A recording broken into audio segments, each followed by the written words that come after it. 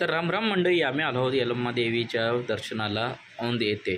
तर येथे आल्यावर यल्लम्मा देवीच्या पायथ्याशीच एक मंदिर आहे, तिथे हा तलाव आहे.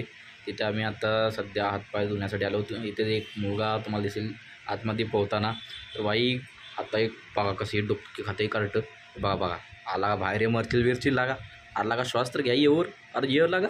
कुठे गेला? अरे बुडचिल बिडचिल. अरे काय करतोय राव? ओय बाहेर निघ.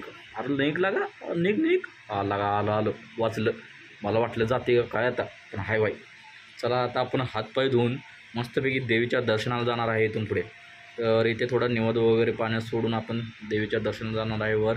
त्याआधी इथेच एक अजून एक यल्लम्मा देवी मंदिर आहे, तिथे दर्शन करून वरती डोंगराला जाणार आहे. ठीक आहे, तर चला इथे निवद वगैरे आपण पाण्यात सोडूया.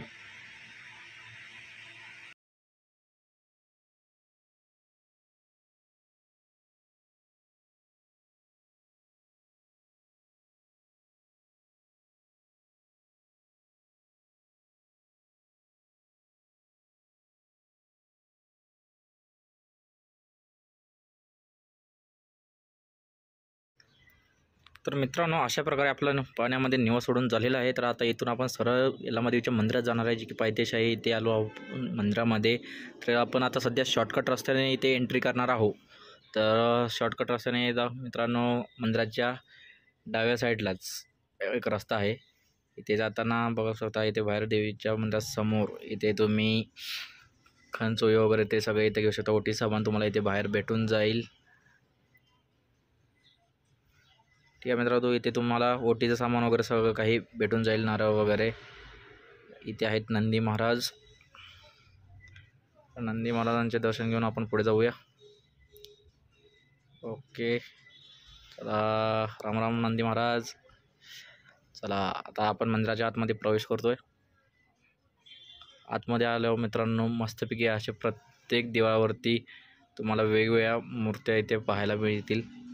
तर अतिशय सुंदर आणि आकर्षक अशा प्रत्येक प्रतिमा आहेत इथे लावलेल्या. वरती झुमर वगैरे तुम्ही बघू शकता कशा प्रकारे आहे. समोरच आहे मंदिर, देवीचा गाभारा. ठीक आहे, तर इथून पुढे गेल्यावर आपल्याला आतमध्ये एंट्री करायची आहे, प्रवेश करायचा आहे.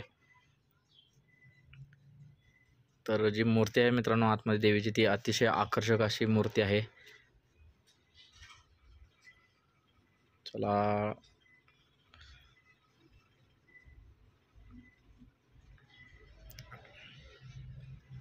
तर मित्रांनो तुम्ही पाहू शकता कशा प्रकारे इथे एक मूर्ती आहे, जी यल्लम्मा देवीची आहे. अतिशय सुंदर आणि रेखीव अशी मूर्ती आहे. ही देवीच्या गाभाऱ्याच्या आतमधील मंदिराचं पोर्शन आहे मित्रांनो, आणि मागच्या साईडची बाजू आहे. तर इथे खालीच मंदिराच्या खाली एक देवीच्या मूर्तीच्या खाली एक अजून एक शंकराची पिंड आहे. चला ते पण पाहूया आपण. ओम नमः शिवाय. मित्रांनो पाहू शकता, हे जिथे देवीची मूर्ती आहे त्याच्या बरोबर अगदी खालीच गाभाऱ्यामध्ये खाली ही शंकराची पिंड आहे देवाची. ठीक आहे, तुम्ही पाहू शकता.